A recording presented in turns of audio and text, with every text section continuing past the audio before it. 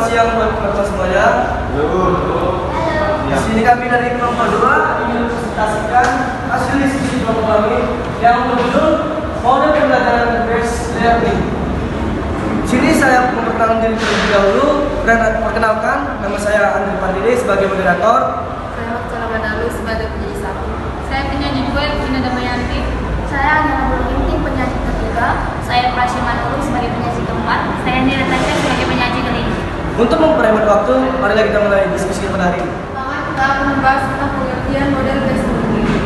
Menurut Dutch, pada tahun 1995 mengungkapkan bahwa pengertian dari model problem based learning adalah model pengajaran yang berdirikan adanya permasalahan nyata sebagai konteks untuk para peserta didik belajar berpikir kritis dan keterampilan memecahkan masalah serta memperoleh pengetahuan. Menurut kami pada tahun 2007 pada bukunya halaman 77, PBL diartikan sebagai sebuah model pembelajaran yang di dalamnya melibatkan siswa untuk berusaha memecahkan masalah dengan melalui beberapa tahap metode ilmiah sehingga siswa diharapkan mampu mempelajari pengetahuan yang berkaitan dengan masalah tersebut dan sekaligus siswa diharapkan akan memiliki keterampilan dalam memecahkan masalah. Dari beberapa definisi tersebut dapat disimpulkan bahwa PBL menjadi sebuah pendekatan pembelajaran yang berusaha menerapkan masalah yang terjadi dalam dunia nyata sebagai sebuah konteks bagi para siswa dalam berlatih bagaimana cara berpikir kritis dan mendapatkan keterampilan dalam pemecahan masalah, serta tak terlupakan untuk mendapatkan pengetahuan sekaligus konsep yang penting dari materi ajar yang dibicarakan. Akan dilanjutkan untuk yang kedua. Nah, yang kedua itu ada karakteristik model based learning. Dari karakteristik ini dikembangkan oleh teori Barrow di Liu tahun 2005 yang menjelaskan karakteristik dari PBL yaitu 1. Learning is student center.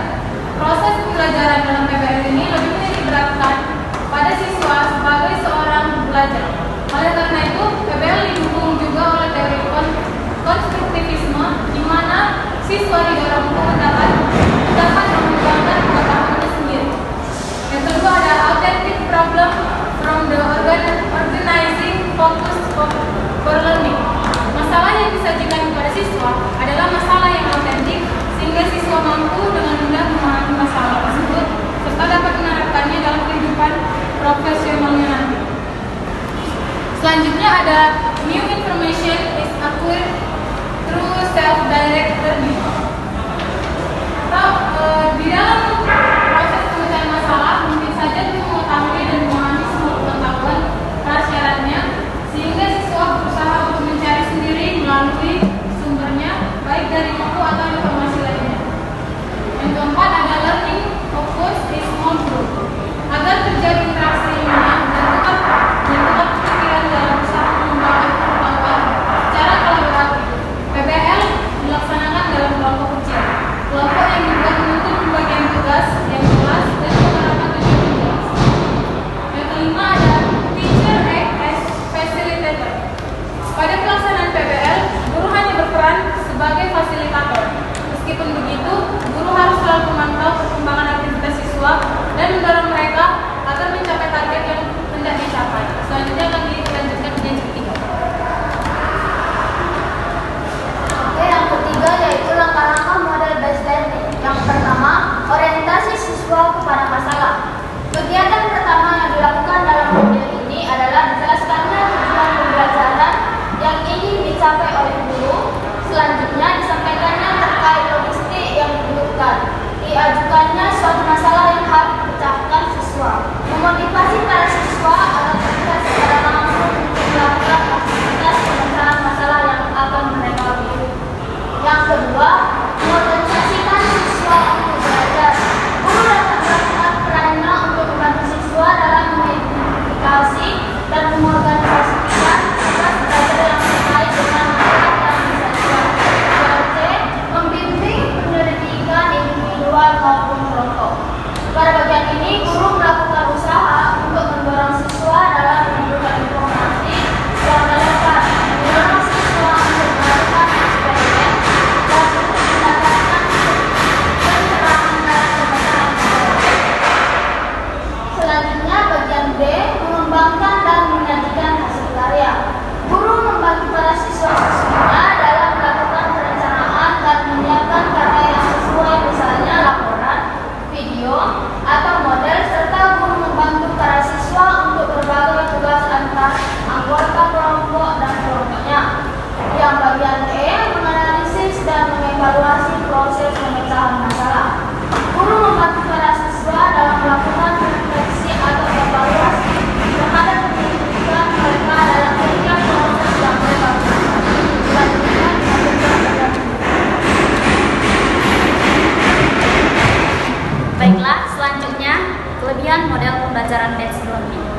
dalam model pembelajaran based learning ini terdapat beberapa kelebihan, yaitu yang pertama, melatih siswa memiliki kemampuan berpikir kritis, kemampuan memecahkan masalah, dan mengembangkan pengetahuannya sendiri. Yang kedua itu, siswa lebih mudah memahami suatu konsep jika saling mendiskusikan masalah yang dihadapinya dengan temannya. Dan yang ketiga itu, mendorong siswa melakukan evaluasi dan menilai kemajuan belajarnya sendiri. Yang keempat, siswa terbiasa belajar melalui berbagai sumber-sumber pengetahuan yang lebih relevan. Dan yang kelima, terjadinya peningkatan dalam aktivitas ilmiah siswa. Selanjutnya akan dilanjutkan oleh penyaji berikutnya. Baiklah, yang terakhir ialah kelemahan model based learning. Dari model pembelajaran ini, terdapat kelemahan-kelemahan yang terjadi pada siswa dalam proses pembelajaran. Yang pertama itu tidak dapat diterapkan untuk setiap materi pelajaran. Jelas, karena setiap materi pembelajaran tentu guru harus kreatif dalam menentukan pola pembelajaran yang sesuai agar tujuan pembelajaran tersebut dapat dicapai oleh siswa dan juga guru. Yang kedua, membutuhkan minat dari siswa untuk memecahkan masalah. Model pembelajaran based learning ini lebih diutamakan yaitu student center, di mana siswa lebih berperan dalam aktif dalam memecahkan masalah. Nah, membutuhkan minat siswa maksudnya ialah guru harus pintar untuk mencari kreativitas di mana siswa mampu memecahkan masalah dengan baik dan dengan cepat hingga tujuan pembelajaran tersebut dapat tercapai. Yang ketiga, tingkat keragaman siswa yang tinggi akan menjadi kesulitan dalam pembagian tugas.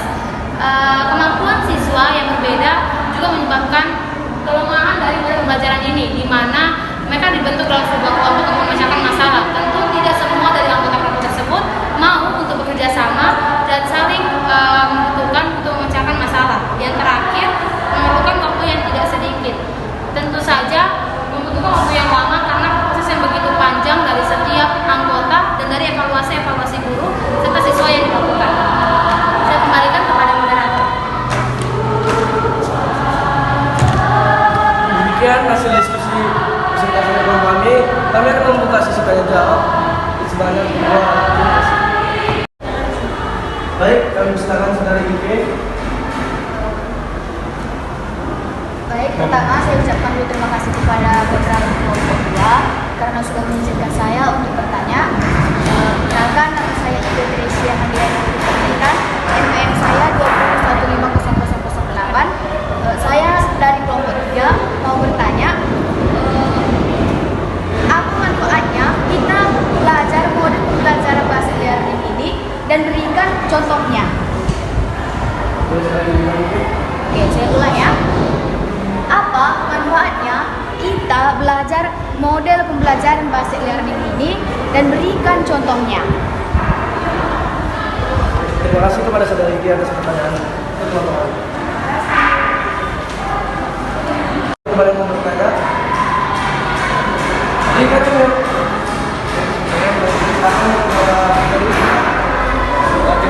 Baiklah, saya mau bertanya mengenai pembelajaran. Kan ini kan berbicara kita pembelajaran berbasis pemecahan masalah ya, pembelajaran berbasis masalah ya.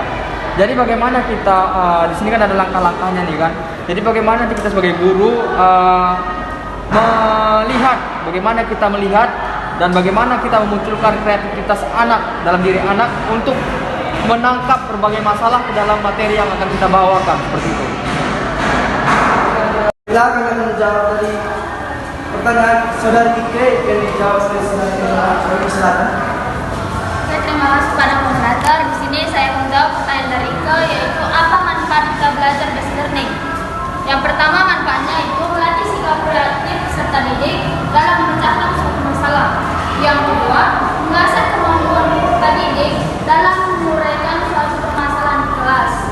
Yang ketiga, meningkatkan keaktifan peserta didik dalam menyelesaikan permasalahan yang kompleks sampai diperoleh hasilnya yang nyata. Yang keempat, mengasah keterampilan peserta didik dalam memanfaatkan alat dan bahan di kelas guna menunjukkan keaktifan belajarnya. Yang kelima, melatih sifat kolaboratif peserta didik. Itu manfaatnya. Contoh hidup ya. Oke, di sini saya akan menjelaskan satu contohnya, yaitu kami ambil dari penerapan konsep bioteknologi dan peranannya dalam kehidupan sosial. Yang kami ambil yaitu proses mana penentuan pertanyaan mendasar yaitu peserta didik diberikan gambar tentang bioteknologi dalam kehidupan, lalu diminta menuliskan rasa ingin tahu dalam bentuk pernyataan. Seperti bagaimana kita membuat tape itu, bagaimana proses yang akan kita lakukan dalam melaksanakan langkah-langkah demi langkah untuk membuat sebuah hasil yang dimana terbentuknya tape tersebut. Gitu. Misalnya, guru bersama peserta didik mulai membentuk rencana awal tentang upaya untuk membuat tape sebagai proyek teknologi konvensional. Untuk aturan main peserta proyeknya harus disusun secara kolaboratif antara peserta didik dan guru. Misalnya, bahan yang digunakan, lamanya waktu digunakan, dan proyek dilakukan individual atau berkelompok. Baru, membuat jadwal aktivitas. Jadwal disusun oleh peserta didik agar proses tersebut bisa diselesaikan dalam masa waktu. Yaitu, di mana guru dan siswa di situ berperan aktif. Di mana guru sebagai pembimbing dan siswanya itu melakukan prosesnya itu. Bagaimana cara yang dia akan lakukan untuk membuat tape tersebut? Bagaimana saudara itu? Baik, jawabannya dapat saya terima. Terima kasih Anda karena sudah menjawab pertanyaan saya. Terima kasih, saya serahkan kepada Bapak. Baiklah, selanjutnya kami akan menjawab pertanyaan dari saudara Victory yang dijawab oleh saudara Ilmiah. Terima kasih. Silakan. Baik, saya menjawab terlebih dahulu untuk mengulang pertanyaan dari saudara Victory, yaitu bagaimana kita sebagai calon guru memunculkan kreativitas anak dalam memecahkan berbagai masalah sesuai dengan materi pembelajaran yang ada. Jawabannya ialah sebagai seorang calon guru, kita memunculkan anak dengan mendorong motivasi intrinsik dari anak tersebut. Jika guru memberikan kebebasan kepada siswa dalam memberikan gagasan, mencari alternatif jawaban dan menyelesaikan masalah, maka motivasi intrinsik pada siswa dapat tumbuh. Karena apabila seorang siswa atau peserta didik telah memiliki motivasi internal dalam dirinya, maka secara sadar daya dorong seseorang individu sebagai kekuatan untuk melakukan aktivitas belajar yang berhubungan dengan kebutuhan dan kegunaan untuk saat sekarang dan di masa mendatang. Jadi istilahnya ketika siswa tersebut diberikan oleh guru motivasi intrinsiknya, maka mereka pasti akan memiliki minat untuk menyelesaikan masalah tersebut dalam kelompok. Mereka pasti termotivasi untuk menyelesaikan dengan tepat waktu, dengan yang benar, dengan yang baik, dan mereka mau sama-sama untuk belajar. Bagaimana? Berarti caranya itu kita dengan mendorongkan motivasi yang secara intrinsik dari dalam diri siswa itu sendiri. Saya kembalikan kepada moderator. Baik, terima kasih. Demikianlah hasil presentasi dari kelompok kami. Adapun kesimpulan materi yang kami paparkan yaitu kesimpulan yang pertama yaitu problem based learning merupakan model pembelajaran yang mengarahkan siswa pada masalah dunia nyata untuk memulai pembelajaran dan merupakan salah satu model pembelajaran inovatif yang dapat memberikan kondisi belajar aktif kepada siswa. Yang kedua, 3 unsur yang esensial dalam proses PBL yaitu adanya suatu permasalahan, pembelajaran, berpusat pada siswa, dan belajar dalam kelompok kecil. Kesimpulan yang ketiga yaitu pelaksanaan PBL terdiri dari 5 tahap. Tahap yang pertama, proses orientasi peserta didik pada masalah. Tahap yang kedua, mengorganisasi peserta didik. Tahap yang ketiga, membimbing penyelidikan individu maupun kelompok. Tahap yang keempat, mengembangkan dan menyajikan hasil. Dan tahap yang terakhir yaitu tahap 5, menganalisis dan mengevaluasi proses dan hasil pemecahan masalah. Terima kasih. Terima kasih atas perhatian teman-teman semua sekalian pada diskusi hari ini. Semoga teman-teman saya dapat menerima hasil diskusi kami dengan baik dan materi yang kami jelaskan juga dapat dimengerti dengan baik. Shalom dan selamat siang.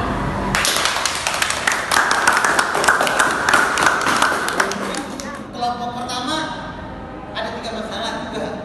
Kelompok kedua ada 3 masalah. Kelompok ketiga ada 3 masalah. Walaupun soalnya mungkin berbeda dari segi nilai, angka, tetapi konteksnya sama gitu loh. Untuk setiap kelompok konteksnya sama. sehingga membangun konsepnya itu untuk setiap kelompok. Artinya pengetahuan untuk setiap kelompok itu sama gitu loh. Jangan pula soal di kelompok satu berbeda, kelompok nanti pemahamannya beda. Konteksnya itu harus sama konteksnya, ya. Dan prosesnya. Yang dibedakan adalah mungkin konsepnya sama, konsepnya sama, tapi konteksnya yang berbeda bisa, atau angkanya yang berbeda. Tapi konsepnya sama, harus sama setiap konsepnya. Misalnya masalah penjumlahan di sini, masalah penjumlahan di sana, masalah penjumlahan di tempat yang lain. Nah, misalnya kalau prosesnya di sini adalah masalah bermain kelereng, di sana pun harus bermain kelereng. Mungkin di sini yang dibedakan adalah di sini tadi 1 kurang 3, di sana 1 kurang 2 kan? Yang konsepnya bisa, tapi sama gitu loh. Konsepnya sama, konteksnya yang berbeda untuk setiap kelompok. Sehingga pemahamannya sama kepada kita. Ya. Itu dia. Situasi masalah disajikan dengan cara melihat keadaan yang sudah terjadi. Nah, itu dia. Lihat keadaan yang terjadi sekarang apa? Gitu loh. Apa yang terjadi? Yang keren, yang cocok untuk materi itu. Jadi harus dipilih sehingga menantang. Ya. Yang ketiga, proses pemecahan masalah memerlukan kemampuan penalaran dan pemahaman konsep. Makanya saya bilang, jadi dalam belajar perlu penalaran dan pemahaman konsep. Nah, dalam PBL itu yang diperlukan adalah penalaran dan pemahaman konsep. Kalau tidak bernalar, tidak punya pemahaman konsep. Nah, penalaran apa? Untuk menalarkan setiap konteks yang ada, ya. Memancing apa? Untuk memancing pemahaman kita dalam menyusun konsep dari konteks permasalahan yang diberikan, ya kan? Nah, nalar kita yang dibutuhkan. Oh, kira-kira ini mau dibawa kemana ya? Bentuknya kayak mana? Soalnya begini, Adi berlari, artinya sekian meter per detik. Ini pun, nah kan? Contohnya, jadi kan nalar yang dibutuhkan untuk membangun konsep, ya. Dibutuhkan nalar untuk membangun konsep, ya, makanya itu. Yang keempat, apa? Area pembelajaran yang dibutuhkan diidentifikasi dalam proses kerja dengan masalah yang digunakan sebagai panduan untuk belajar individu. Nah, itu dia, ya. Area pembelajaran yang dibutuhkan diidentifikasi dalam proses bekerja. Jadi harus diidentifikasi, ya. Yang keempat, apa? Yang kelima, keterampilan dan pengetahuan yang diperoleh diterapkan kembali ke masalah. Jadi keterampilan itu diterapkan kembali ke dalam masalah dunia nyata, ya. Jangan